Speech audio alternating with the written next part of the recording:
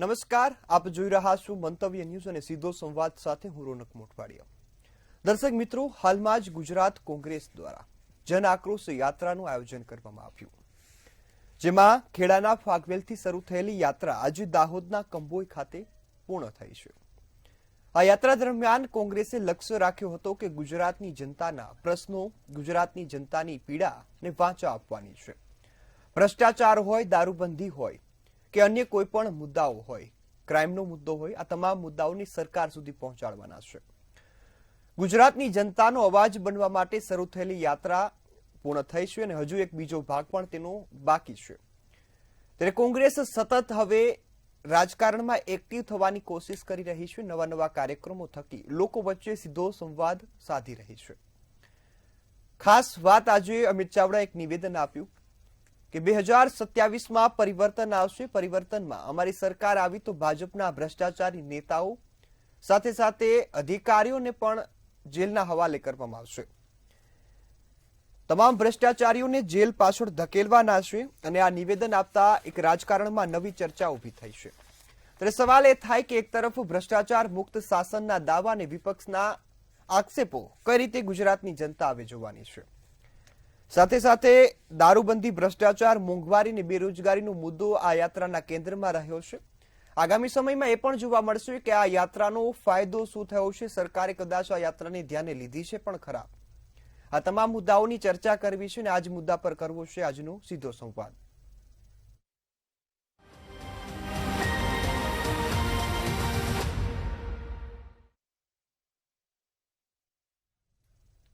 ત્યારે આ મુદ્દા પર ચર્ચા કરવી છે અને મારી સાથે ગેસ્ટ પેનલમાં જોડાયા છે વિરમભાઈ રબારી, કોંગ્રેસના પ્રવક્તા છે, ઉર્વિશભાઈ કંથારિયા, ભાજપના પ્રવક્તા છે, અને સુનિલભાઈ જોશી કે જેઓ એક વરિષ્ઠ પત્રકાર છે. આપ સૌ મહાનુભાવોનું મંતવ્ય ન્યૂઝ પર સ્વાગત છે. શરૂઆત વિરમભાઈ આપનાથી કે તમામ ભ્રષ્ટાચારી ભાજપના નેતાઓ, અધિકારીઓ અને મંત્રીઓને જેલ હવાલે ધકેલવાનો લક્ષ્ય 2027ની ચૂંટણીમાં રાખ્યો છે, પરંતુ આ નિવેદન કરવાનું કારણ પણ હું આપની પાસેથી જાણીશ અને સાથે સાથે પરિવર્તનનો દોર લાવવા માટેની પ્રક્રિયામાં શું પગલાં ભર્યા છે. જી વિરમભાઈ.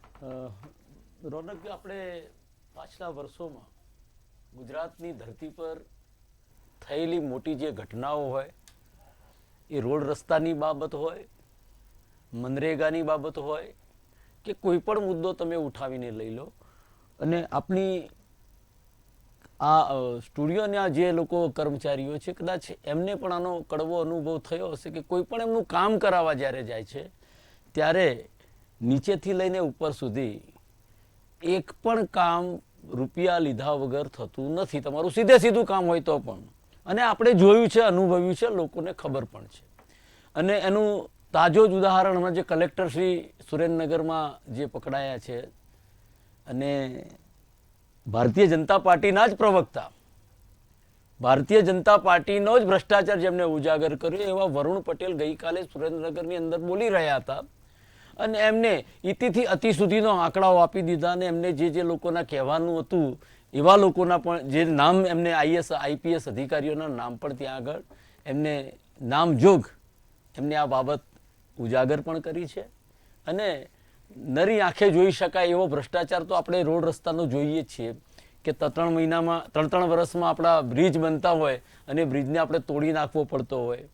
એ બ્રિજના જે ઇન્સ્પેક્શન જે કરવામાં આવે છે, જે કંપનીઓને આ ટેન્ડરો પાસ કરીને આપવામાં આવે છે, એ લોકો 6 મહિનામાં તો જે એમને જે ઇન્સ્પેક્શન કરીને રિપોર્ટ જે સોંપ્યો હોય છે એનો કંઈક અલગ જ બાબત આવે છે. એટલે માત્ર કાગળ ઉપરની વાતો કરી અને મુદ્દાઓને મૂકવામાં આવે છે કે આવી વસ્તુઓ થઈ ગઈ છે, આ ક્લિયર છે, સર્ટિફિકેટ કંઈ જ જોવામાં આવતું નથી. એ નર્યો ભ્રષ્ટાચારનું આ દ્રષ્ટાંત છે. જેમ કે સુભાષ બ્રિજની આપણે વાત કરીએ તો સુભાષ બ્રિજનો રિપોર્ટ એપ્રિલ મહિનામાં 6 મહિના પહેલા જ રિપોર્ટ આવેલો છે એનો. જ્યારે ગંભીરાની ઘટના બની ત્યારે ગુજરાતનું તંત્ર સફાળું જાગ્યું અને સમગ્ર ગુજરાતની અંદર જેટલા પણ બ્રિજ છે એનું ઇન્સ્પેક્શન કરવામાં આવ્યું હતું. આના રિપોર્ટો હમણાં જ આવ્યા હતા. તો પછી આવી ઘટના કેમ બની કે તમારે એને બ્રિજને બંધ કરી દેવો પડ્યો? ઢાંક પીછોડો કરવાનો તંત્રે ઘણો પ્રયાસ કર્યો, પણ આ તો કોઈ જાગૃત નાગરિકે જ્યારે આ જોઈ આ ઘટના કે ત્યાં સ્લેબ બેસી ગયો છે ત્યારે એને રિપોર્ટ કર્યો ને પછીથી એ બંધ કરવાનું એમને સૂઝ્યું છે. એટલે આ નર્યો ભ્રષ્ટાચાર જે આપણને નરી આંખે જોઈ શકાય છે, આ એવી છે, પણ અંદર ખાને બહુ જ મોટો ભ્રષ્ટાચાર થઈ રહ્યો છે. અને તત્કાલીન મુખ્યમંત્રી સ્વર્ગસ્થ વિજયભાઈ રૂપાણીએ તો મંચ ઉપરથી કબૂલેલું છે જી બિલકુલ. કે ભાઈ મહેસૂલમાં સરેઆમ જે રીતે ભ્રષ્ટાચાર થઈ રહ્યો છે, એ આપણે લાંગાની વાત કરીએ કે આપણે આજના રાજેન્દ્ર પટેલની વાત કરીએ, આ બધા જ ભ્રષ્ટાચારીઓ આમાં સંડોવાયેલ. અને એકલા એ લોકો નથી હોતા. મેં જેમ પહેલાં કહ્યું કે નીચેથી લઈને ઉપર સુધી જાય છે, વાયા કમલમ થઈને અને ગાંધીનગર પહોંચે છે. જી બિલકુલ. ઉર્વિશભાઈ, હું આપની પાસે આવીશ. ખાસ ઉર્વિશભાઈ, એક સાંસદ આપના મનસુખ વસાવા, એક સૌ કોઈ નિવેદનથી તેમનું જાણતા હશે. અગાઉ એમણે પણ નિવેદન આપ્યું કે કોણ ગાંધીનગરમાં ખાતું નથી, અને અમિત ચાવડાનું પણ આ નિવેદન કે ભ્રષ્ટાચારીઓ ભાજપમાં ભરેલા છે. આપ કઈ રીતે આ મુદ્દાને જોઈ રહ્યા છો ને ભ્રષ્ટાચારને નાથવા હવે શું પગલા લેવાના છો? રોનકભાઈ, સૌપ્રથમ તો આ કોઈ ભાજપ કે કોંગ્રેસનો મુદ્દો નથી. ભ્રષ્ટાચાર આપણે સૌ જાણીએ છીએ એક રાષ્ટ્રીય સમસ્યા છે અને વર્ષોથી એ ચાલતી આવી છે. ભાજપ હોય કે કોંગ્રેસ હોય, એ ભ્રષ્ટાચારની વિરુદ્ધમાં ભારતીય જનતા પાર્ટીની તો નીતિ બહુ સ્પષ્ટ છે. અમારી નિયત, નીતિ અને અમલ ત્રણેયમાં ભ્રષ્ટાચારની વિરુદ્ધમાં કામ કરવા માટેની નિષ્ઠા હંમેશા દેખાતી હોય છે. એટલે ભ્રષ્ટાચાર સામે શું પગલાં લીધા કે શું ઢાક પીછોડો કર્યો એ વાત નથી, પરંતુ સરકારી કે ન્યાયતંત્રના ડોઝિયર્સમાં ભારતીય જનતા પાર્ટીના સમયમાં ભ્રષ્ટાચારીઓ સામે જે વેગથી કામ થયું છે, એમાં સિસ્ટમના લોકો હોય, રાજકારણી હોય, ગમે તે પક્ષના હોય, એકદમ બિનસાંપ્રદાયિક રીતે અમે ભ્રષ્ટાચાર વિરુદ્ધ અમે કામ કરી રહ્યા છીએ. અને આજે એ વાત અમે આવકારીએ છીએ કે કોંગ્રેસે પણ આ લડતમાં હવે જોડાવાનું નક્કી કર્યું છે. અને એમણે પ્રજાની પીડાની, મારા મિત્ર વિરમભાઈએ પ્રજાની પીડાની વાત કરી. સાચી વાત છે, અસાધ્ય રોગ છે આ ભ્રષ્ટાચાર, અને પ્રજા પીડાય છે. માટે જ આપણે રાજકારણી તરીકે ભ્રષ્ટાચારની વિરોધમાં કામ કરવું એ આપણી પવિત્ર ફરજ બને છે. અને એ કાર્યમાં, એ સેવા યજ્ઞમાં કોંગ્રેસ પણ આજે અમિતભાઈ ચાવડાએ પણ જે નિવેદન કર્યું એ જનરલી એ સ્વીકૃત વાત છે. અને જેટલી પ્રજાની વેદના, જ્યાં જ્યાં પણ ભ્રષ્ટાચાર થાય છે, એ સ્પેસિફિક એ ધ્યાનમાં લાવવામાં આવે એ પણ જરૂરી છે. કારણ કે ભ્રષ્ટાચારની વિરુદ્ધમાં કામ કરતી સિસ્ટમ, એ સિસ્ટમે જ કામ કરવાનું છે અલ્ટિમેટલી તો. ઉર્વિશભાઈ, જી બિલકુલ. અમિત ચાવડાનો એવો આક્ષેપ એવો પણ હતો કે ખાસ ભ્રષ્ટાચારમાં ભાજપના નેતાઓ, ભાજપના મંત્રીઓ અને અધિકારીઓની જ સંડોવણી છે. રાજકીય નિવેદન છે એટલે એમાં રાજકીય દ્રષ્ટિકોણ હોય, અને સ્વાભાવિક રીતે કોંગ્રેસને વિરોધ કરવાનો હોય તો કોનો વિરોધ કરવાનો? ભારતીય જનતા પાર્ટીનો વિરોધ કરવાનો. એટલે રાષ્ટ્રીય સમસ્યાના મુદ્દે પણ ભારતીય જનતા પાર્ટી સુધી એમનું રાજકીય વિઝન સીમિત થઈ જાય છે, એ એક ચિંતાનો વિષય છે. જી બિલકુલ. ઉર્વિશભાઈ, આપ માનો છો કે ભ્રષ્ટાચાર છે?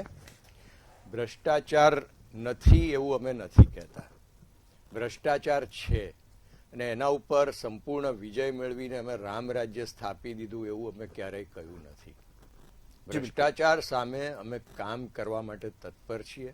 એ દિશામાં કોઈ પણ જાતની શરમ રાખ્યા વગર અમે કામ કર્યું છે.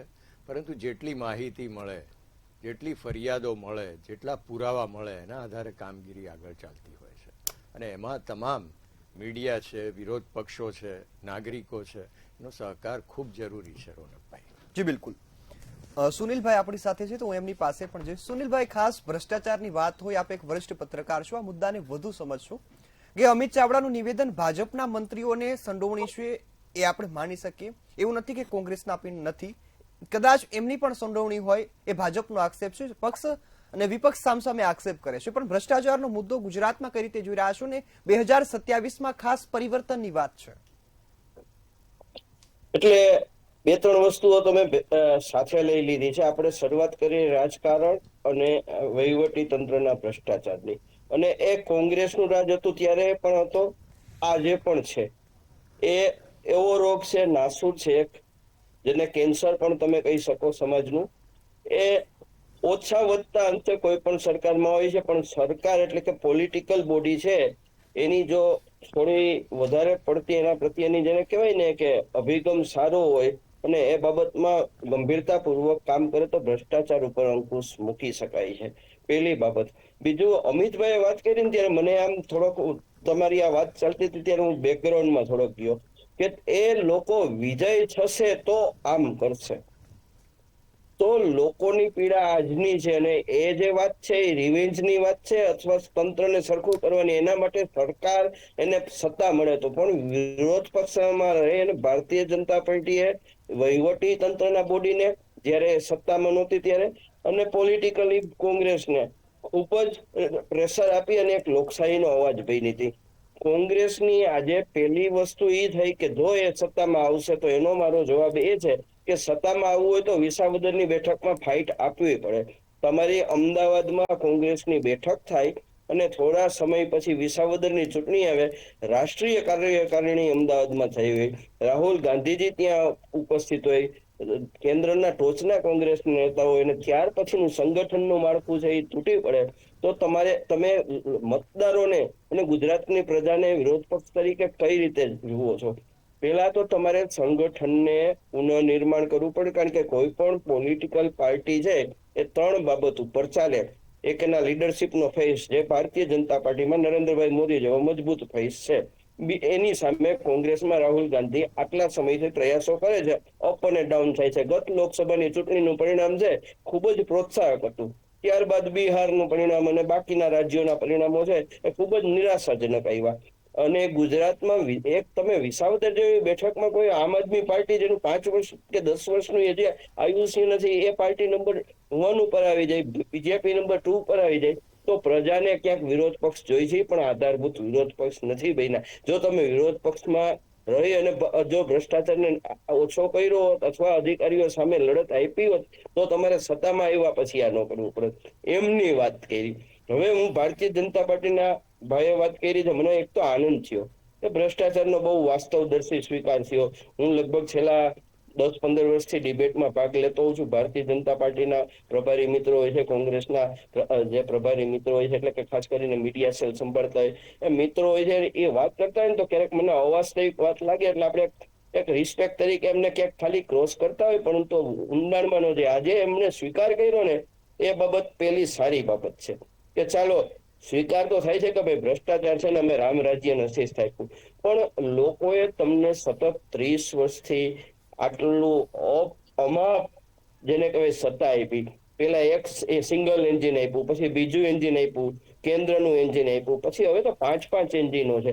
તો એમાં ભાજપનો વિકાસ થયો ને એની સાથે ભ્રષ્ટાચારનો પણ વિકાસ થયો છે. એ એક છે ને એક આખો એક પીએચડી નો થીસીસ બને એમ છે. અને એ થીસીસ છે ને જયારે ભારતીય જનતા પાર્ટી સત્તામાં નહીં હોય ત્યારે બની શકશે. કારણ કે હું નથી માનતો કે એમાં જેટલી પ્રમાણિકતાથી સ્વીકાર થાય છે એટલો પ્રમાણિકતાથી ને નિર્મૂલન કરવા કામ થાય છે.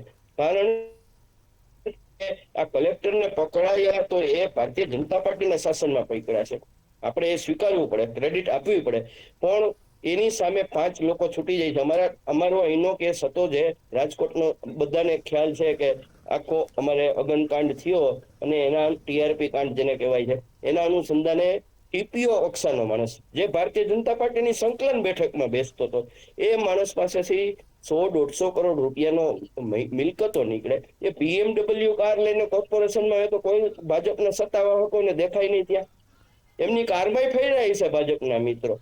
તો ભ્રષ્ટાચાર છે એના આંખ મીચામણા થાય છે અને એનો જ્યાં જ્યાં સુવિધાપૂર્ણ ઉપયોગ થાય, એસીબી નું કામ કરી એનો મેરિટ બતાવે, જેમ પોલીસ છે એ દારૂ પકડવાનું મેરિટ્સ બતાવે છે, પણ ક્યાંક આપણી અંદર છે ને એના પ્રત્યેની નિષ્ઠા છે ને એના નિર્મૂલનની એ જે પોલિટિકલ વિસ હોવી જોઈએ ને એ મને ઓછી લાગે છે. બાકી ભ્રષ્ટાચાર થાય છે એ સ્વીકાર્યું એ સારી વાત છે.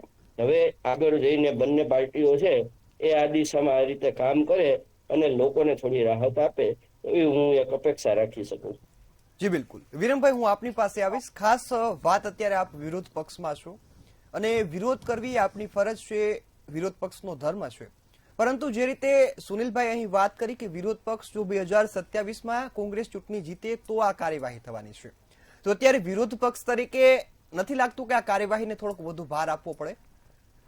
નહીં, સુનિલભાઈએ જે વાત કરી કે ભાઈ પહેલા તો કલેક્ટર જે પકડ્યા છે એ બહુ સારી બાબત છે, પણ સ્થાનિક લેવલે એમને પકડવામાં નથી આયા. સુનિલભાઈને કદાચ ધ્યાનમાં નહીં હોય એ વસ્તુ. પણ એ કેન્દ્ર સરકાર પણ સાહેબ કેન્દ્ર સરકાર ભારતીય જનતા ડાયરેક્ટ પાર્ટીની જ છે. કોઈ પણ કેસમાં આપણે જોયું છે કે ડાયરેક્ટ ઈડી અહીંયા સીધી આવી જાય. આ એક નાની રકમ જેટલી બી જે સાહેબ, પણ રૂપિયો હોય કે તમે કરોડ હોય એ વિરમભાઈ- ભ્રષ્ટાચાર એ ભ્રષ્ટાચાર છે. વિરમભાઈ, એક જ પણ મિનિટ, સીધે સીધી તમે ઈડી કહો આવે કે એટલે એક ક્યાંક સેકન્ડ, આપણે મને- એટલું તો મને માની અડધી લેવું મિનિટ- પડે કે મને કોઈ અડધી મિનિટ આપો.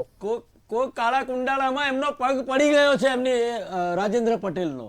બાકી આ વસ્તુ ત્યાંના સ્થાનિક લેવલે એસીબીએ જો એની ધરપકડ કરી હોત, એમને પકડ્યા હોત તો આપણે માની સાહેબ, શકીએ પોસ્ટ કે કોઈ પણ હોય, પોસ્ટ ઝીરો કોઈ પણ હોય, ટોલરન્સ ની વાત પરંતુ આપણે એ કરીએ. કાર્યવાહી સુનિલભાઈ, હું થઈ વચ્ચે છે નથી બોલ્યો. અને એની સુનિલભાઈ, સાથે સુનિલભાઈ, એમને એક વાત પૂરી કરવા દો, હું આપની હું પાસે આવું તમારી છું. વચ્ચે નથી બોલ્યો. તમને આનંદ થતો હશે, તમને આનંદ સુનિલભાઈ, થતો હશે કે સ્વીકારે ભ્રષ્ટાચાર થઈ રહ્યો છે, સ્વીકારે એનો તમે આનંદ લો છો. મારું કેવું એવું છે કે સુનિલભાઈ, હું તમારી વચ્ચે સુનિલભાઈ, નથી એમને બોલ્યો. વિરમભાઈને વાત પૂરી કરવા દો, હું આપની પાસે આવું આવી છું. રીતે આ તમે ભાજપના થઈને ભલે બેઠા હોય પણ આ રીતે ડેકોરમ ના જળવાય ને ભાઈ ડિબેટનું. તમે આ બિલકુલ રીતે વિરમભાઈ, બોલી છો. આપ આપની વાત હું તમારી ટૂંકમાં વચ્ચે રજૂ કરો. નથી જી બોલ્યો. બિલકુલ, વાત આપની રજૂ કરો. ઉભા રહ્યો તો શું વાત છે? શું હું કહો છો? કોઈની વચ્ચે decorum નથી કેમ બોલ્યો. હું વચ્ચે કોઈની બોલ્યો સુનિલભાઈ, નથી. વાત એ વાતને છોડો, સમય આપણો બગડે છે. હું આપની પાસે આવું છું ને વાત સાંભળીએ આપણે. પહેલા એમને વિરમભાઈને ના, હું સાંભળીએ. સાંભળું Virambhai, due all respect, I am agree with you. બોલો વિરમભાઈ. જી બિલકુલ વિરમભાઈ, ખાસ વાત છે કે એટલે વિરોધ કહેવાનો પક્ષનો મતલબ એ છે કે જો સ્થાનિક તંત્રએ એમની અહીંયા ધરપકડ કરી હોત તો આપણે કંઈક માની લઈએ કે ભાઈ આનંદની વાત હોય.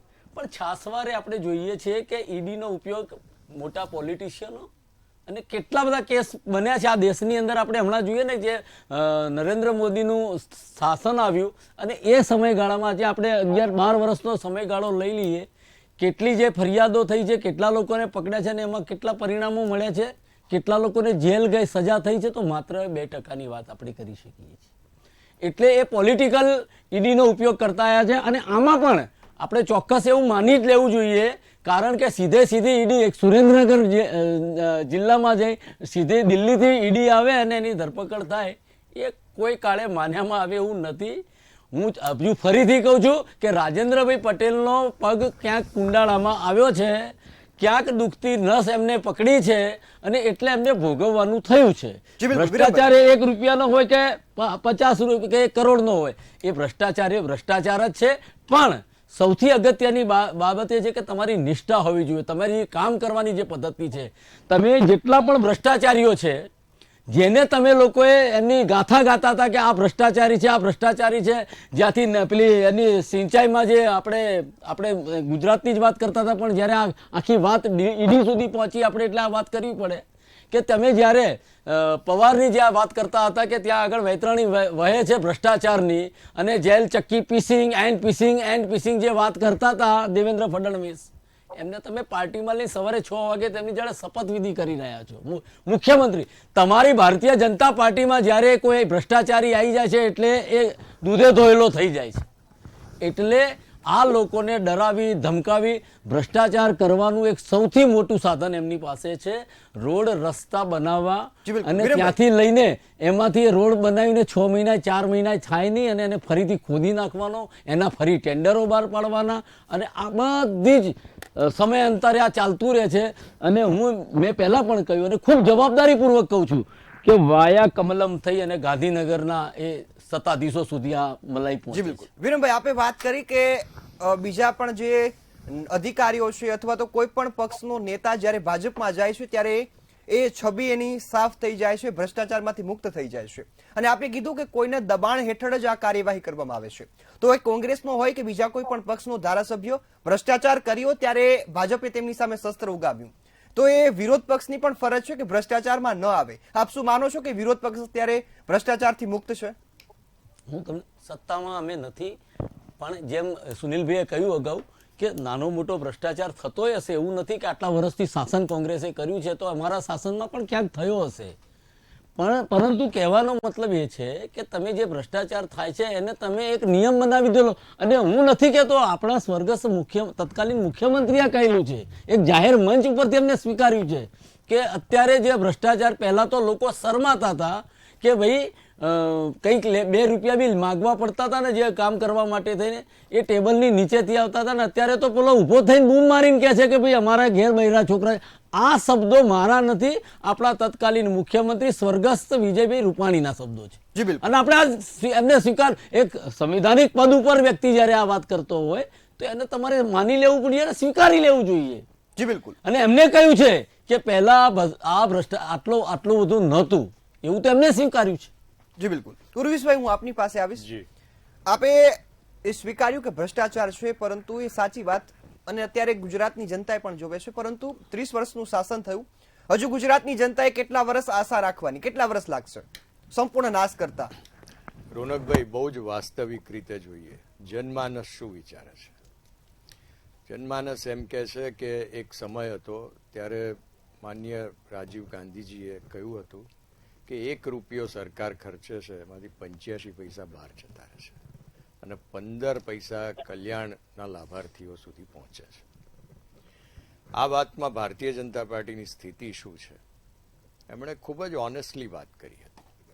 આજે શું છે કે કલ્યાણ યોજનાઓ મોટાભાગની ડાયરેક્ટ બેનિફિટ ટ્રાન્સફરથી થઈ ગઈ, એટલે એમના ખાતામાં સીધા પૈસા જમા થાય છે.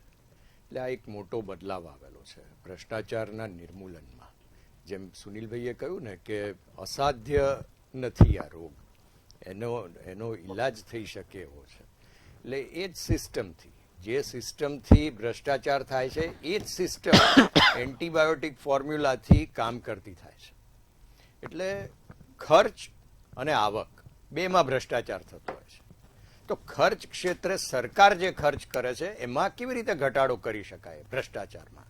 તો direct benefit transfer, Jandhan account, કરોડો લોકોના ખાતામાં કલ્યાણ યોજનાઓના પૈસા ડાયરેક્ટ જમા થાય છે. અને ઘણું બધું ભ્રષ્ટાચાર નિવારણ એમાં થયું છે. અને આવકની બાબત, સરકારની આવકની બાબતે ભ્રષ્ટાચાર થાય છે કે રેવન્યુમાં ભ્રષ્ટાચાર થાય છે, તો એના માટે પણ સિસ્ટમ વધુ ને વધુ ઈ ગવર્નન્સ આપણે ઉપલબ્ધ કર્યું છે લોકો સુધી. અને જેટલું પ્રમાણ એનું ઓછું થતું જાય, જેમ જેમ એમાં ભ્રષ્ટાચારી તત્વો એ નેટમાં આવતા જાય, અને સ્ટ્રોંગ કાયદાઓ ઘડ્યા છે. Prevention of money laundering act, એક સામાન્ય સમજણ એવી હતી કે આ PMLA મની લોન્ડરિંગ એટલે માત્ર વિદેશી ચલણ પૂરતું મર્યાદિત છે. ના, ભારતીય ચલણમાં પણ ગેરવ્યાજબી ટ્રાન્ઝેક્શન થયું હોય તો એ મની લોન્ડરિંગમાં ક્રિમિનલ ઓફેન્સમાં ગણવામાં આવે છે. આ બધી વાત ભારતીય જનતા પાર્ટીના સમયમાં થઈ છે. જી બિલકુલ. એ પ્રતિબદ્ધતા અમારી હજી સક્ષમ છે. જી બિલકુલ. સુનિલભાઈ, ખાસ હું આપની પાસે આવીશ. આપે ખૂબ સરસ વાત કરીને હવે પરિવર્તનની વાત આવતી હોય તો ગુજરાતની સ્થિતિ અત્યારે ક્યાં છે કે કદાચ 2027માં પરિવર્તન આવી શકે ખરા? પોલિટિકલ પરિવર્તનની વાત કરો છો? જી બિલકુલ. પોલિટિકલ પરિવર્તનમાં વિરોધ પક્ષે લોકોની આશા અને અપેક્ષાઓને સંતોષવી પડે. 30 વર્ષનું શાસન થયું હોય તો એન્ટી ઇન્કમ્બન્સી હોય, પરંતુ દરેક પ્રશ્નોને જ્યારે ભારતીય જનતા પાર્ટી વિરોધ પક્ષમાં હતો ત્યારે હું છે ને ટેબલ ઉપર અને રિપોર્ટિંગના ફિલ્ડમાં હતો, બંને વસ્તુ હું કરતો હતો. તો મને ખબર છે કે પેટ્રોલના 50 પૈસાનો વધારો થયો હોય ને તો અમારે રાજકોટના ત્રિકોણબાગમાં આંદોલન થાય ને તમારે લાલ દરવાજાએ આંદોલન થતું. તો ભારતીય જનતા પાર્ટીએ જે આંદોલનાત્મક કાર્યક્રમ આપી, લોક જાગરણ કરીને લોક અવાજ આપ્યો હતો ને, એ બાબતમાં કોંગ્રેસમાં સાતત્ય જોવા નથી મળતું. ઘણા સારા દાખલા તરીકે બિહારમાં SIR નો પ્રશ્ન ઉઠાવ્યો, રાહુલ ગાંધીની જે યાત્રા થઈ તો લોકસભાના પરિણામો ફરી ગયા આખા, અને જે ભારતીય જનતા પાર્ટીને જે અપેક્ષિત હતી, પરંતુ એ સાતત્ય નથી મળતું. એટલે મેં તમને અગાઉ વાત કરી કે 3 વસ્તુ કોઈ પણ પોલિટિકલ પાર્ટીમાં જોઈએ: એક લીડરશિપનો ફેસ જોઈ, બીજું નેટવર્કિંગ જોઈ, અને ત્રીજી તમારી કોઈ પણ દેશની જે કોઈ હોય ને એની વિચારધારા જોઈ. ભારતીય જનતા પાર્ટીએ એવું લોકોના માનસમાં સારી રીતે ફસાવી દીધું કે કોંગ્રેસ છે એ પ્રો મુસ્લિમ છે અને હિન્દુ વિરોધી છે, અને રામ મંદિરના ઇસ્યુ સાથે આજની તારીખે સત્તામાં આવી અને હિન્દુત્વનો એક આગળ કોસ્મેટિક ફેસ કરી અને એ બધી જ બાબતો કરે છે. ને એમાં ક્યાંક વસ્તુઓ છે એ પણ થાય છે ને ક્યાંક નથી થતી. આપણે બાંગ્લાદેશમાં લોકોને ન બચાવી શકતા હોય, ભારતમાં ક્યાંક બનતી હોય ઘટનાઓ તો જુદી જુદી રીતે બનતી હોય. પણ મારું કહેવાનું એમ છે કે 2027 માટે કોંગ્રેસે ખૂબ જ મહેનત કરવી પડે એવું છે. આપણે નથી ઈચ્છતા કે કોંગ્રેસ ન આવે કે આવે, પરંતુ આજનું ચિત્ર વિસાવદરના પરિણામ પછી દિલ્હી કેટલું દૂર છે એ આપણે જોઈ શકીએ છીએ. કારણ કે લોકોનો વ્યથા છે.